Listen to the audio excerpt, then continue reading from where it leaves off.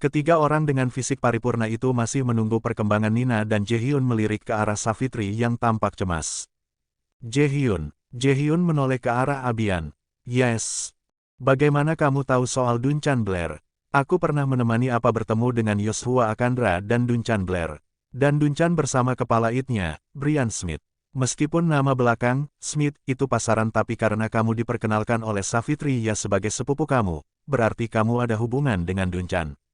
Make sense. Abian mengangguk. Kalau Savitri ya tidak memperkenalkan kamu sebagai sepupunya, aku kira kalian pacaran, kekeh Jaehyun. Hah, siapa yang pacaran? Savitri menoleh ke Jaehyun.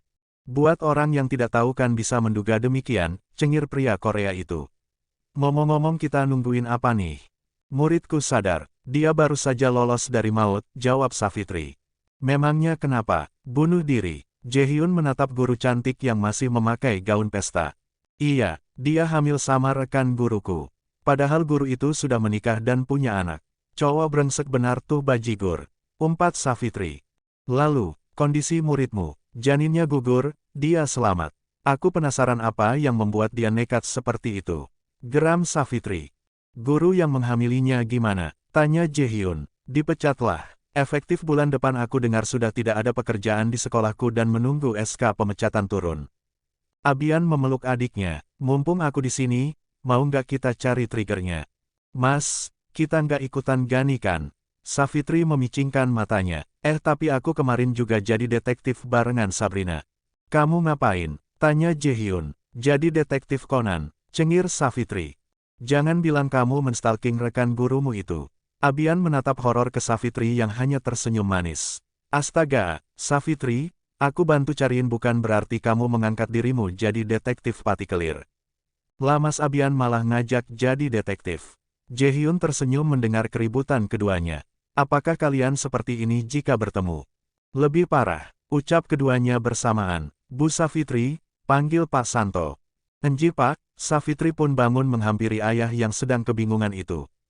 Itu ayahnya, bisik Jaehyun. Iya, for him. Kedua pria tampan itu memperhatikan bagaimana Savitri tampak serius ketika Pak Santo menjelaskan kondisi putrinya. Bagaimana kamu bisa bertemu Savitri? Tanya Abian. Sopirku yang bodoh memotong jalannya dan nyaris motornya menabrak mobilku.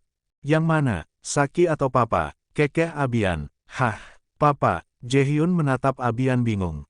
Iya, Savitri memberikan nama ke semua kendaraannya. Kawasaki Ninjanya itu Saki, Vespa Pink-nya Papa, Mazda CX-5-nya Mazda. Jaehyun tertawa geli. Dasar guru sedang, Saki, Kawasaki Ninja Pink-nya. Terus gimana? Abian penasaran. Kamu tahu Bian? Savitri memotong mobilku dengan berhenti di depan dan dengan cueknya motor itu diparkir lalu dia turun dan menggebrak kap mobilku.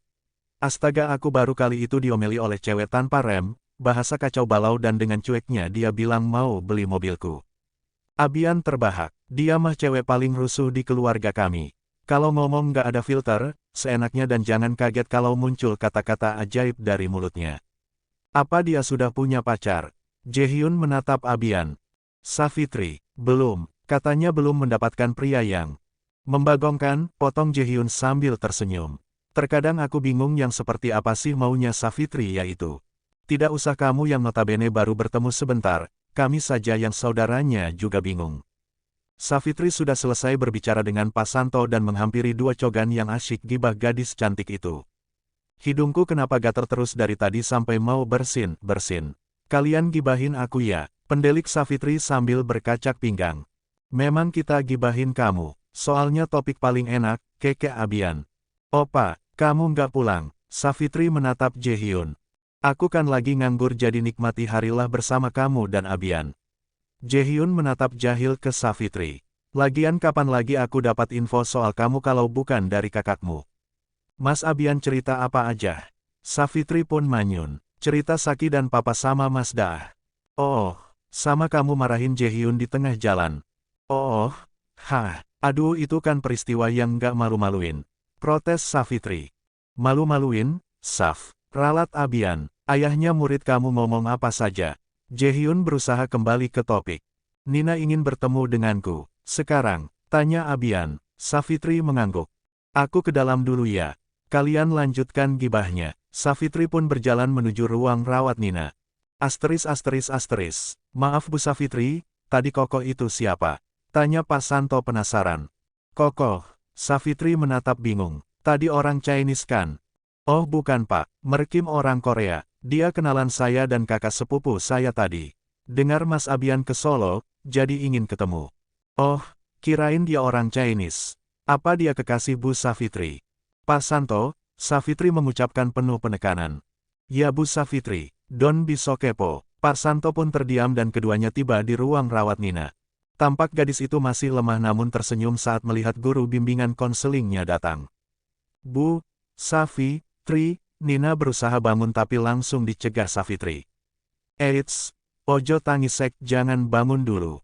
Safitri bergegas menuju pinggir tempat tidur Nina. Bu, aku mau ngobrol sama Bu Safitri. Ibu keluar dulu ya. Nina menatap ibunya. Ibu sama bapak keluar dulu. Bu Santo tersenyum ke Safitri. Titip Nina ya Bu. Enji Bu. Setelah kedua orang tua Nina itu keluar, Safitri duduk di kursi yang sebelumnya dipakai Bu Santo.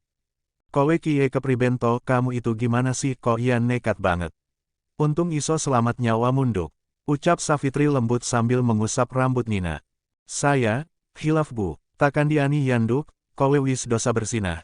Ketambahan me bunuh diri, malaikat pusing nyatetin tahu enggak. Mau dikategorikan apa? Sekarang cerita sama ibu, lah opo kowe nganti kayak munu, kok bisa kamu sampai seperti itu? Nina hanya menatap langit-langit. Bu, ya, apa saya bisa kembali ke sekolah ibu? Kan saya sudah tidak hamil. Safitri tertegun mendengar ucapan Nina. Kalau itu sekolah ibu, mungkin bisa ibu usahakan. Tapi masalahnya adalah, sudah peraturan di SMK Negeri 11 Surakarta atau di sekolah manapun di Indonesia, akan sulit kecuali kamu sekolah di swasta setelah ini dengan catatan tanpa ada yang tahu masa lalu kamu. Kan tahu sendiri kalau bangsa plus 62 super duper julid. Nina tersenyum mendengar ucapan guru BK favoritnya. Mungkin sekolah swasta saja ya Bu, amannya. Kalau kamu memang ingin kembali ke bangku sekolah, insya Allah ibu akan bantu dengan catatan kamu serius mau sekolah. Saya, mau Bu. Semester depan pas tahun ajaran baru ya. Enji Bu, sekarang, kamu cerita sama ibu. Apa yang terjadi? Safitri menatap Nina serius. Nina menghela nafas panjang, Jaehyun sudah makan siang. Kalau belum nanti makan di depan saja, ada bakso dan tempat makan. Gampanglah. Sementara makan roti dulu tidak masalah, Jaehyun mengambil roti yang tadi dibelikan oleh Abian untuk teman ngemil bersama Safitri. Kira-kira apa yang akan terjadi di dalam kamar Nina ya? Abian menoleh ke arah Jaehyun. Bisa jadi Nina mendapatkan tausiah. Kerling Jaehyun. Tausi, astaga, kamu itu. Abian menatap Jaehyun. Mamaku orang Indonesia dan papaku mualaf jadi aku ikut agama mereka. Oh jangan bilang sama Safitri ya kalau aku paham bahasa Indonesia. Abian tertawa terbahak-bahak. Berarti saat Safitri ngomel-ngomel dengan bahasa campur aduk. Aku nyaris tergelak. Mamaku orang Jawa dan aku mengerti bahasa Jawa meskipun tidak bisa mengucapkan karena lidahku kan Korea sekali sebenarnya. Tapi aku berlagak cool dan berusaha menahan tawa setengah mampus, gelak Jaehyun. Wah, Safitri mendapatkan lawan koplak juga. Kekeh Abian. Ruang rawat Nina, Hatsi Ineng. Safitri bersin dengan keras. Kampret tuh berdua, gibah kagak kelar-kelar. Safitri mengusap hidungnya yang mancung. Bu Safitri flu, tanya Nina. Enggak Nina, kayaknya ada yang ngerasani omongin, ibu deh. Lihat saja, tahu orangnya, ibu jewer. Geram Safitri. So, kamu kenapa jadi kupet pikirannya? Sopo singgarai, siapa yang bikin perkara? Bu, ibu janji tidak menghajar, kan? Tergantung, layak dihajar opo ora? Bu, ya wis ibu janji pramuka. Safitri tersenyum meskipun di belakang dia menyilangkan jari tengah ke telunjuknya. Menyilangkan jari sendiri digunakan untuk memohon keberuntungan, membenarkan diri pada saat melanggar peraturan, salah satunya berbohong. Istri Pak Herman, mendatangi saya, bisik Nina. Mengatakan saya lonte, cewek gatel, kemelinti dan pelakor, di depan banyak orang yang sedang antri beli jajanan pasar, air mata Nina mengalir lagi. Padahal saya yang dijebak oleh Pak Herman. Kalau kamu dijebak, harusnya cuma sekali saja Nina kamu berbuat.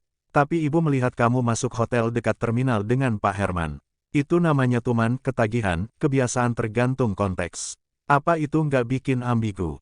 Kalau kamu dijebak, kamu harusnya lapor paling tidak ke ibu kalau kamu tidak mau orang tuamu tahu. Nina hanya terdiam. Apa dia bikin kamu ketagihan? Savitri menatap Nina penuh selidik. Nina, ibu belum pernah melakukan hubungan seks asexual dengan siapapun karena ibu ingin memberikan pada pria yang sudah menjadi suami sah, kekasih halal. Tapi jika kamu merasa suka melakukan, harus bisa kamu supres tekan. Karena apa? Karena kamu akan mengalami yang namanya kecanduan. Ini yang bahaya karena kamu akan mencari lanangan untuk memenuhi hasrat kamu dan ibu tidak mau kamu kejeglong di lubang yang sama. Apa kamu sudah memeriksa keadaan kamu? Maksud ibu, tidak ada PMS penyakit menular seks asexual yang kamu idap. Nina, kurang tahu bu. Nanti ibu akan minta ke dokter untuk periksa darah kamu. Nin, maaf ibu keras sama kamu karena ibu tidak mau kamu semakin kebablasan lagi. Kowe ora mesakne karo bapak ibumu, kamu tidak kasihan sama kedua orang tuamu. Mereka sudah menerima kondisi kamu berbadan dua, sekarang kehilangan cucunya dan nyaris kehilangan kamu. Bo dipikir Nina, tidak ada orang tua yang berharap menguburkan anaknya sebelum mereka. Savitri memegang tangan Nina. Nin, kalau kamu mau mendapatkan pasangan yang baik, perbaiki perilaku kamu. Jujur ibu tidak menyangka kamu bisa seperti ini. Apa yang membuat kamu masuk dalam ragunan rayuan Pulau Kelapa? Pak Herman mengancam saya akan melaporkan ke Pak Agus saat melihat saya hendak melakukan pekerjaan saya. Memang kowe kerja apa nduk? Saya bekerja sebagai kasir di sebuah tempat karaoke bu. Saya ingin membantu kedua orang tuaku tapi pekerjaan itu yang saya dapat. Tapi sungguh bu, saya hanya kasir bukan sebagai purel atau mbak-mbak yang suka nemani tamu. Ibu bisa tanya sama pemiliknya. Nama tempat karaoke-nya. Savitri mengambil ponselnya dan mulai mencatat di sana. KTV Gold daerah sekitaran Pasar Legi. Kapan Pak Herman ngelihat kamu? Tanya Savitri. 6 bulan lalu. Kamu diajak begituan. 2 minggu setelah itu. Kenapa kamu tidak lapor ke ibu? Apa kamu tahu, ibu bisa mengeluarkan dia bukan kamu. Suara Savitri meninggi. Atau, kamu suka sama Pak Herman. Sebab kalau begitu, ya wassalam Nina. Kamu juga salah di sini. Karena jika kamu mengalami pelecehan, langkah yang diambil adalah melaporkan si pelaku. Bukan diam saja dan tuman berbuat itu terus. Nina menunduk. Ya Allah Nina, wis mandek yanduk. Berhenti ya, kamu memang sudah kehilangan sesuatu yang berharga dan itu tidak akan kembali meskipun kamu vaginoplasti untuk mengembalikan himen kamu. It's not the same, tapi ibu minta agar kamu tutup semua kejadian buruk di belakang, benar-benar tutup buku. Jadilah Nina yang baru, Nina yang stand up, Nina yang bisa membuktikan bahwa tidak mudah ditindas, Nina yang berhasil. Masa depan kamu masih panjang, dan jika kamu membutuhkan bantuan ibu, insya Allah akan ibu bantu semampu mungkin. Nina meremas tangan Savitri yang menggenggamnya dari tadi. Terima kasih ibu, sudah kamu istirahat. Maaf kalau ibu atos keras karena kamu tahu kan karakter ibu yang ceplas-ceplos. Iya bu, maaf jika Nina merepotkan ibu. Jangan minta maaf sama ibu. Nyuwun ngapuro sama Allah SWT dan kedua orang tua kamu, sholat taubat dan banyak mengaji serta zikir. Insya Allah hatimu akan adem. Ingat pesan ibu, ponsel ibu bisa kamu hubungi jika kamu butuh teman bicara tapi jangan lebih dari jam 10 malam karena ibu juga butuh istirahat.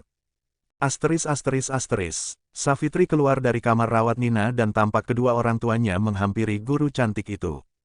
Bagaimana bu? Tanya Bu Santo. Alhamdulillah sudah mau bicara dan memang ada yang memicu putri bapak dan ibu berbuat seperti itu. Siapa bu? Apakah pria yang menghamilinya? Tanya Pak Santo. Apa bapak dan ibu tahu siapa? Savitri menatap keduanya. Nina tidak mau mengatakan. Baik, jadi begini, saya minta pada bapak ibu berdua, jaga Nina karena saya takut dia mengalami depresi dan jika bapak ibu meminta bantuan saya, insya Allah saya bisa bantu. Tapi jika kalian membutuhkan bantuan tenaga profesional, psikolog misalnya, saya bisa merekomendasikan teman saya yang bekerja di sini. Namanya Imelda, psikolog RSPKU Muhammadiyah. Ibu bisa menyimpan nomor teman saya itu, nanti saya opening ke Imelda. Bu Santo lalu menyimpan nomor kontak psikolog teman Savitri. Setelah berbincang sebentar, gadis itu pun berpamitan dan menuju dua cogan yang masih asyik bergibah. Benar-benar deh kalian itu, layaknya cewek tukang gibah, tegur Savitri sambil duduk di antara keduanya. Gimana, siapa pelakunya? Tanya Abian, istrinya Herman.